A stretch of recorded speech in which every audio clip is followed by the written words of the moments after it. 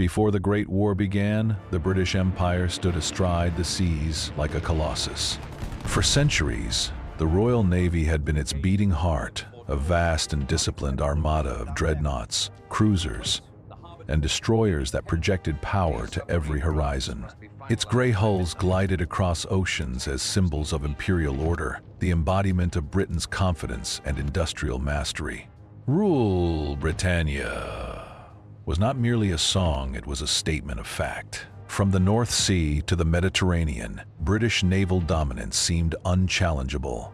The empire's lifelines, trade routes, colonies, and resources were guarded by steel fortresses afloat. Naval academies and shipyards pulsed with pride and tradition, and every officer carried the weight of centuries of maritime supremacy. To be a commander in His Majesty's Navy was to belong to an unbroken line of victory and discipline from Trafalgar to Jutland 2B. It was a navy built for surface warfare, heavy guns, armored hulls, and the conviction that no rival could ever outthink or outfight them. Britain's admirals viewed their fleets as the world's insurance policy, a living testament to the island's unassailable security. And yet, beneath that confidence, change was quietly stirring in the depths. In German shipyards along the Baltic coast, engineers were experimenting with something small, strange, and, to British eyes, laughable, a weapon that did not rule the surface, but the unseen world below it. The calm before the storm had never been more serene or more deceptive. To the admirals of Whitehall and Portsmouth, the idea of underwater warfare was absurd, an insult to the proud traditions of naval combat. In their eyes, war was fought in daylight, with broadsides and battle flags, not in the silent darkness beneath the waves. When word reached them of Germany's growing interest in submarines, these undersea boats, or U-boats, the reaction was almost unanimous: laughter. The British press echoed that mockery. Newspapers dubbed the German invention a crank's contraption, predicting it would sink itself before ever harming a battleship. Cartoonists drew caricatures of German sailors gasping for air in tin cans at the ocean's bottom. Even within the Admiralty, officers joked that submarines might serve better as harbor ornaments than as weapons of war. This dismissive confidence came from a belief in the invincibility of surface power. Britain's admirals saw their dreadnoughts, vast, majestic, and unstoppable, as the pinnacle of naval evolution. No machine so small, so fragile, could possibly threaten them. The notion that a single torpedo, fired from a hidden enemy, might one day destroy a ship costing millions of pounds seemed too fantastical to entertain. Meanwhile, across the North Sea, German naval engineers continued their quiet work. They refined engines, tested torpedo tubes, and learned how to dive deeper, stay submerged longer, and strike without warning. Their commanders envisioned a new kind of naval war, one waged by ghosts beneath the surface. But the British would not see the danger until it was too late. Their laughter would one day turn to silence, their confidence to disbelief, as the ocean itself became a battlefield and the undersea toy began to hunt the masters of the surface. While Britain flaunted its surface supremacy, Germany worked in silence in laboratories, factories, and naval docks that smelled of oil, steel, and secrecy. There, under the guidance of visionary engineers and admirals like Alfred von Tirpitz, a new breed of vessel was taking shape: the Untold, the U-boat. It was not a battleship, nor a destroyer, but something altogether new. Small, silent, and predatory, it represented a revolution that even its creators barely understood. Unlike Britain's mighty dreadnoughts, the U-boat thrived on stealth. It did not confront, it vanished. It waited patiently in the blue-black depths, its crew sealed inside a steel cylinder barely wide enough to stand. Beneath the waves, they relied on crude instruments and intuition, and on courage born of confinement, for these were the first sailors to command the unseen. Germany's Naval High Command envisioned the U-boat as a weapon of strategic disruption. Rather than facing the Royal Navy head-on, it would strike at what Britain could least afford: to lose its merchant lifelines. A single torpedo could destroy thousands of tons of supplies, leaving no warning, no trace, but oil and debris. The early prototypes, primitive though they were, proved capable. In 1914, when war finally erupted, the German fleet quietly unleashed this secret weapon. Few outside Berlin understood its full potential, but those who did knew what it meant. The rules of naval warfare were about to be rewritten. In the cold stillness of the North Sea, the age of steel leviathans was giving way to something darker, a ghost fleet beneath the waves, waiting to rise. When the first British merchant ships began to vanish without explanation, the Admiralty dismissed the reports as exaggerations, collisions perhaps, or mines adrift. But soon the disappearances multiplied. Survivors, trembling and drenched in seawater, spoke of periscopes glinting briefly before torpedoes struck. In September 1914, the U-9, commanded by Otto Weddigen, changed naval history forever. In a single morning, his small submarine sank 3 British cruisers, the Aboukir, Hogg, and Cressy, sending more than 400 men to their deaths. The news stunned the world. Britain's pride, its unassailable surface fleet, had been humbled by a vessel no longer than a city streetcar. And yet, even as newspapers spread the shocking story, many within the Admiralty refused to accept the implications. An isolated success, they insisted. A fluke. The notion that underwater raiders could threaten the Empire's lifeline still seemed preposterous. But the evidence kept coming, wreckage washing ashore. Radio distress calls cut off mid-sentence, merchant convoys missing their ports. The Royal Navy began to feel an unfamiliar emotion: vulnerability. Still, denial persisted. Britain's commanders continued to prepare for grand surface battles, confident that superiority in tonnage and tradition would prevail. They could not yet see that the real war was shifting from the open deck to the silent deep. The U-boat had proven itself more than a curiosity. It was a hunter. And as the months passed, the laughter that once greeted it faded into wary silence, the first hint that the age of the surface empire was beginning to sink. On a cool May morning in 1915, the RMS Lusitania slipped away from the docks of New York City, her black hull cutting through the Hudson like a blade of polished steel. She was more than a ship, she was a symbol of modern confidence, of progress gliding effortlessly across the ocean. Her passengers, men in fine suits, women in lace hats. Children clutching their mothers' hands believed themselves untouchable aboard the fastest and most luxurious liner in the world. The Lusitania was the pride of the Cunard Line, a floating palace adorned with chandeliers, velvet corridors, and music that drifted through the decks like perfume.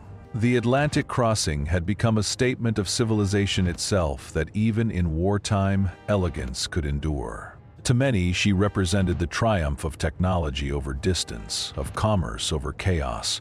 Yet beneath the serenity of that voyage, unease rippled. The world was at war, and beneath the waves of the North Atlantic, unseen predators hunted. Germany had declared the waters around Britain a war zone, and already ships had been struck down without warning. Still, few believed such danger could reach them here. As the Lusitania glided into open sea, her passengers strolled the decks, gazing at the endless horizon. They toasted to safe passage, unaware that somewhere in those same waters, a U-boat lay waiting, its periscope rising silently above the waves, its crew listening for the heartbeat of the ocean's most famous ship. In the days before the Lusitania sailed, the German embassy in Washington had issued a blunt notice, a warning printed in American newspapers. It cautioned passengers that any vessel flying the British flag was fair game within the declared war zone. Few took it seriously. After all, who would dare attack a passenger liner? The very idea violated every maritime law, every notion of decency. Captain William Turner, a seasoned sailor, received his orders with quiet confidence. He was told the Lusitania would be safe, her speed unmatched, her route routine. Admiralty officials in London, certain of British naval dominance, dismissed the risk. No German submarine, they assured, could catch her. But across the gray Atlantic, the German submarine U-20, under the command of Captain Lieutenant Walter Schwieger, was already patrolling those very waters. Its diesel engines throbbed beneath the surface, its crew trained and waiting. The ocean was vast, yet fate was narrowing its circle. On May 7th, the Irish coast appeared through the fog. The Lusitania slowed, cautious of reported mines, a fatal decision. At 2:10 p.m., Schwieger sighted her through the periscope, a massive ship, gliding effortlessly, unaware. He ordered one torpedo, just one. Moments later, an explosion shattered the calm. Then another, deeper, as the liner's boilers erupted. Within 18 minutes, the Lusitania was gone, 198 souls lost to the cold Atlantic. The shock reverberated across the world. The ship that symbolized civilization had been claimed by the machine age's darkest creation. What began as confidence had ended in catastrophe, and the laughter that once mocked the submarine turned into the silence of mourning. The afternoon light over the Irish Sea was calm, almost golden, as the Lusitania sliced through gentle waves. Passengers lingered on deck, the faint chill of the Atlantic softened by laughter and sea air. Then a sound like the snapping of the world itself. At 2:10 p.m., a single white wake streaked across the water. Some thought it a porpoise, others pointed curiously. And then the torpedo struck a muffled, hollow thud against steel, followed by a thunderous roar from deep within the ship's heart. The deck heaved, glass shattered. The laughter vanished. Within seconds, smoke and confusion consumed the elegant liner. Water surged through ruptured bulkheads. The ship began to list sharply to starboard. Mothers clutched children. Officers shouted over the wind. A second explosion, far greater than the first, tore through the vessel, the boilers igniting in a chain of fire that turned the sea black. Above deck, lifeboats swung wildly as crewmen struggled to release them. One snapped loose, crashing into the water below. Another capsized under the weight of panicked passengers. The Lusitania, once a monument of civilization, now groaned like a dying beast. For many, there was no time for understanding, only instinct. Cold Atlantic air burned their lungs as they fought to reach safety. The impossible had happened. A passenger ship, a floating city of families, merchants, and travelers, had been struck down by an unseen enemy beneath the waves. And as chaos spread, the sea itself seemed to hold its breath. The bow sank fast, dragging the stern higher into the mist. From the lifeboat decks came cries, desperate, human, piercing through the wind. Crewmen cut ropes with trembling hands. Women screamed names, swallowed by the sound of rushing water. Children were lifted into the air, passed between strangers as the ship's angle grew steeper. Captain Turner, standing at the bridge, shouted orders that could no longer matter. The Lusitania was doomed. Power failed, the engines stopped. The ship's massive funnels tilted skyward, spitting steam as seawater poured through open portholes. In the chaos, some passengers clung to the rails, refusing to believe the ship could truly sink. Others prayed. Some leapt, vanishing into the cold, gray Atlantic. Those who hit the water gasped from the shock. The temperature stole breath before fear could. The lifeboats that did survive bobbed helplessly among wreckage and oil. From the distance, survivors later recalled the sight. The Lusitania's bow plunging beneath the surface, her stern rising like a wounded leviathan. And then, she was gone, swallowed whole by the sea. In just 18 minutes, the pride of the Atlantic had vanished, leaving only silence, debris, and floating fragments of human life. When rescue ships arrived hours later, they found the ocean calm again, deceptively still. But the cold held the truth. 198 lives had been lost. News of the tragedy would circle the globe. The civilized world had been reminded that beneath the banners and uniforms, modern war had no boundaries left. The sea, once the realm of adventure and trade, had become a graveyard, and the silence that followed was not of peace, but of reckoning. When the news reached London, it struck like thunder. The Lusitania had sunk not in days, but in minutes. Newspapers rushed to print special editions, their headlines shouting disbelief. Passenger liner destroyed, women and children lost. Crowds gathered in stunned silence outside newsstands. Grief swept across Britain, then across the Atlantic. In New York, families of American passengers stood waiting for confirmation that would never come. Telegram offices filled with tears and shaking hands. The sinking of the Lusitania was not merely a maritime disaster, it was a moral wound. Church bells tolled across towns and cities. Vigils were held for the dead. The great ocean liner, once a proud symbol of human progress, now floated in memory as a ghost, its passengers martyrs of a modern age that had turned its own technology against itself. But grief soon gave way to fury. Britain accused Germany of barbarity, of striking not soldiers, but innocents. Recruitment posters soon appeared, bearing the haunting image of a drowning mother and child. Remember the Lusitania. In America, outrage roared louder than politics. The public demanded retribution. The name of the ship became a rallying cry, a symbol of civilization betrayed. Yet amidst the anger lay something deeper, a dawning realization that war, once thought distant and confined, had reached everyone. No border, no ocean could offer protection anymore. The Atlantic, once a bridge between nations, had become a grave. And beneath its waves, a new age of warfare, cold, unseen, merciless, had truly begun. Even as the world mourned, the battle for truth began. Germany, under growing international outrage, released its justification.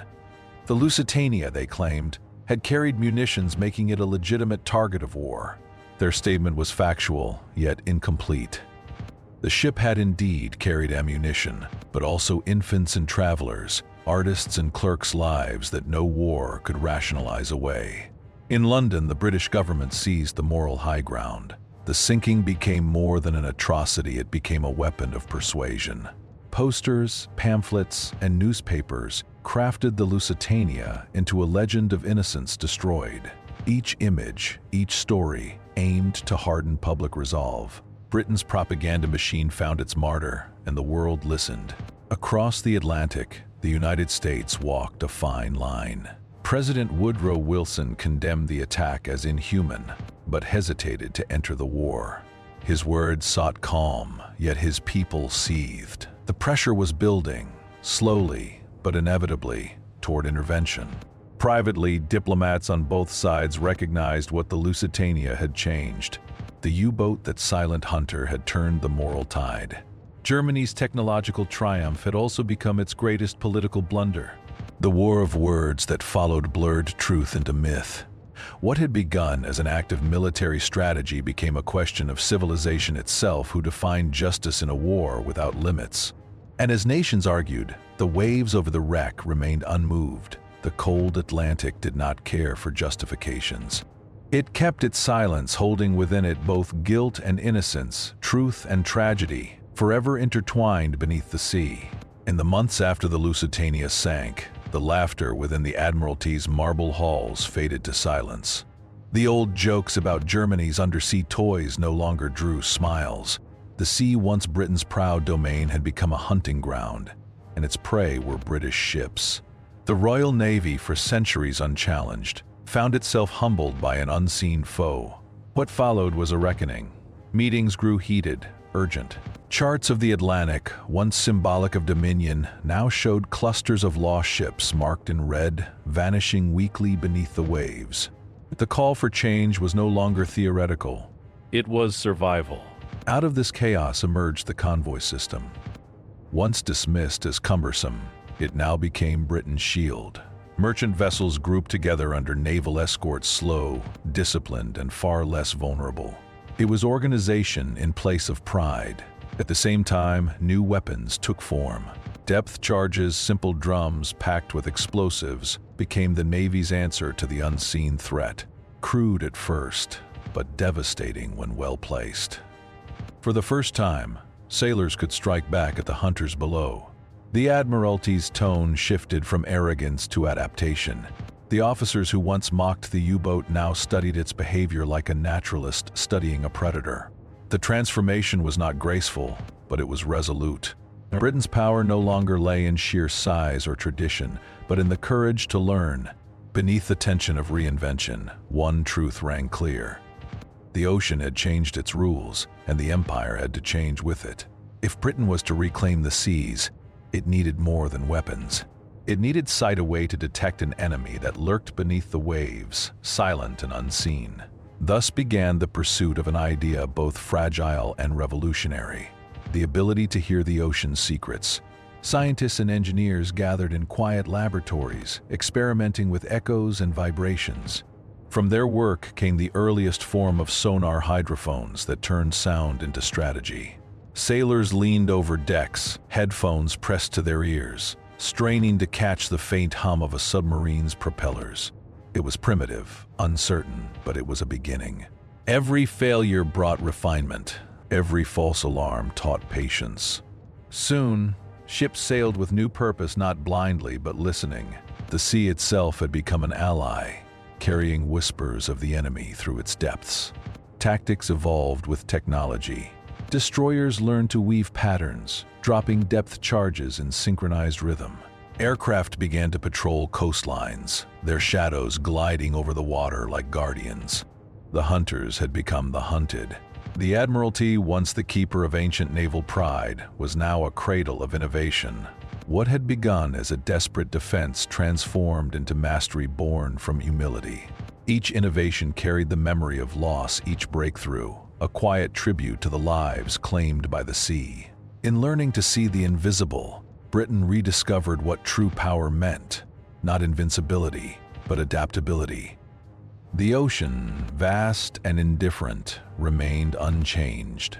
But the men who sailed upon it, those who had once mocked the unseen, had finally learned to listen. And in that listening, they found redemption. The sinking of the Lusitania was more than a single tragedy. It was a turning point in the moral and strategic course of the war.